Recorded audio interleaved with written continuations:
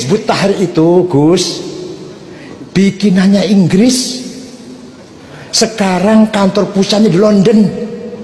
Pertama yang mimpin dulu namanya Taqiyuddin An-Nabhani, namanya Hizbut Tahrir Palestina, gerakan memerdekakan Palestina. Pendirinya wafat, diganti oleh Dr. Abdul Qadim. Dibuang kata-kata Palestina, apa? Hizbut Tahrir. Maknanya jadi bias. Jadi bias apa?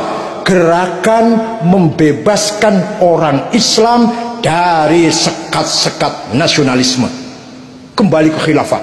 Tadinya awal mula dirikan untuk membebaskan Palestina, untuk membebaskan Palestina. Sekarang malah menjadi luas, membebaskan umat Islam dari sekat-sekat nation, sekat-sekat kebangsaan. Mari kita kembali pada khilafah. Sekarang kita tanya, kriterianya orang yang bisa jadi khalifah seperti apa? Syarat rukunnya lah.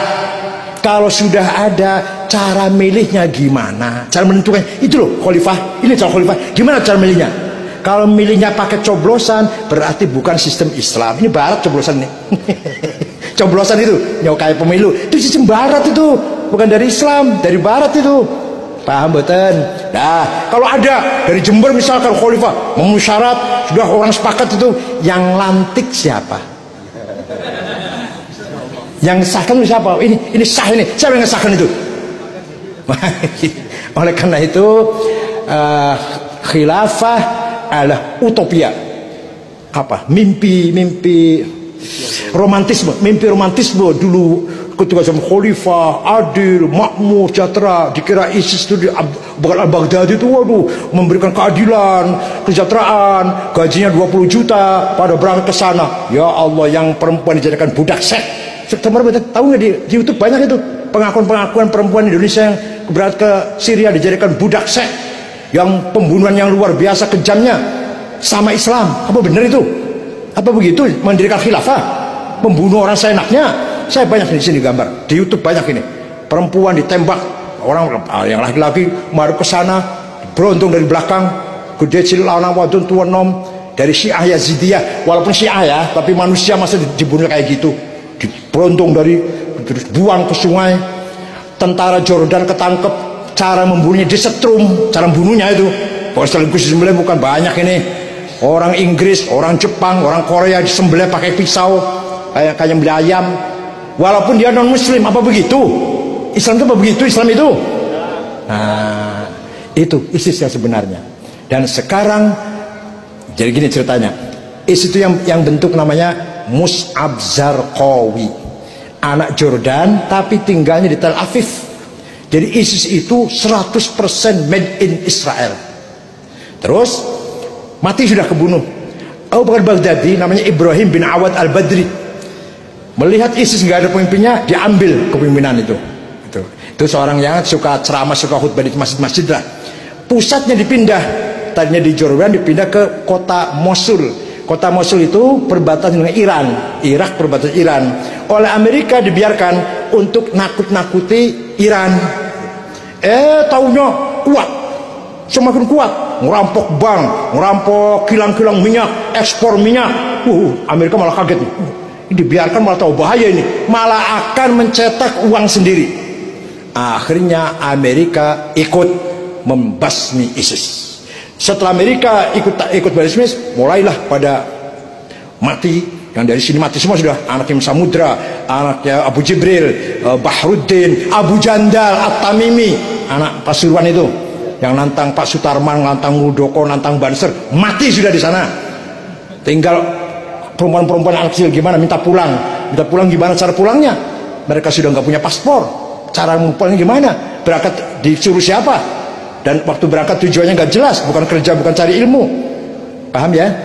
Nah, tapi mereka setelah dibom oleh Amerika, larinya yang paling enak, paling gampang, paling terbuka ke Indonesia. Negara kita negara yang paling bebas ini, sebebas-bebasnya. Maka mereka jaringannya Filipina Selatan, lari ke Sulawesi Tengah, Poso, nanti ke Jawa. Paham betul? Di Jawa namanya bukan ISIS, namanya Ansarud Daulah. Kita ini kafir semua ini. boleh dibunuh. Yang semuanya itu namanya Ansarut Tauhid, non muslim hal darahnya. Gereja boleh dibom, Ansarut Tauhid. Kalau Ansarut Daulah kita pun boleh, lagi sholat pun kafir bunuh. Ya seperti di Mesir tadi, lagi sholat cuma dibom, ayo nggak apa-apa, kafir itu. Nah, kalau yang Ansarut Tauhid Abu Bakar Bashir non muslim boleh dibunuh. Gereja bom, itu Ansarut Tauhid. Ada lagi Salafi dari Yaman, Syekh Muqbil Ad-Damaj, muridnya namanya antara lain Ja'far Talib yang sudah meninggal kemarin, dan banyak lagi, ada Farid Uqbah, ada Yusuf Ba'isa, ada Khul Bawazir, itu semua Salafi. Ada lagi Wahabi. Kalau Wahabi halus, pakainya bangun masjid, beasiswa, bangun madrasah, tapi nanti ajarannya Wahabi, tapi caranya halus. Beasiswa ke Saudi sekolah, atau sekolah di sini tapi dikasih beasiswa, bangun masjid, sudah ada 800 masjid made in Wahabi. Sudah ada yayasan di Jember, ke wonten ya, ada Jember ya. Cari sendiri saya tahu alamatnya, tahu ketuanya siapa, tapi cari sendiri. Di Jember ada, di Surabaya Yayasan Ali bin Abi Thalib Ampel, Jalan Perumahan Galaksi, Jalan Ada Irma Sution Al-Fitrah, Cirebon As-Sunnah, Jalan Kali Tanjung Geraksan, Kecamatan Geraksan, Mataram Umar bin Khattab, Lampung Ulil Albab, Jakarta As-Soffah dan Jalan Agung, ketuanya Maman Abdurrahman, Kebun Nanas, ketuanya siapa itu, Yasid Jawas. Di Jember ada, saya tahu alamatnya, tahu namanya, tapi nggak usah sebut namanya. Ini Jember ini, cari sendiri. Namanya Imam Syafi'i mana di Jember itu? Pondok Imam Syafi'i. Pondoknya ya, tapi nama pendirinya bukan itu. Namanya bukan. Ya banyak. Saya ada catatan pesantren yang Wahabi. Tapi Wahabi itu halus nggak ngebom. Wahabi itu nggak ngebom. Yang Salafi agak keras, Ja'far Thalib agak keras. Nah yang ngebom itu ya teroris. Itu ya tadi itu Ansarut Daulah, Ansarut Tauhid ngebom. Kalau Wahabi nggak ngebom. Hanya jangan tahlil musyrik, jangan maulid nabi bid'ah gitu. Caranya halus, nggak terus ngebom lagi, maulid nabi dibom ya enggak. Itu Wahabi. Mudah-mudahan semuanya itu enggak betah di Indonesia lah. Wal murjifuna fil madinati lanughriyannaka bihim thumma la yujawirunaka fiha illa qalila. Muhammad, orang-orang yang bikin gaduh, bikin ribut di Madinah, usir Muhammad. Paham tidak? Itu Quran itu. Wal murjifuna fil madinati lanughriyannaka bihim thumma la yujawirunaka fiha. Jangan kamu biarkan hidup bersama kamu di Madinah, usir Muhammad. Ya kalau kita usir organisasinya, usir madhabnya, orangnya monggo masuk NU, kan gitu. Setuju? Terima kasih. Masya Allah.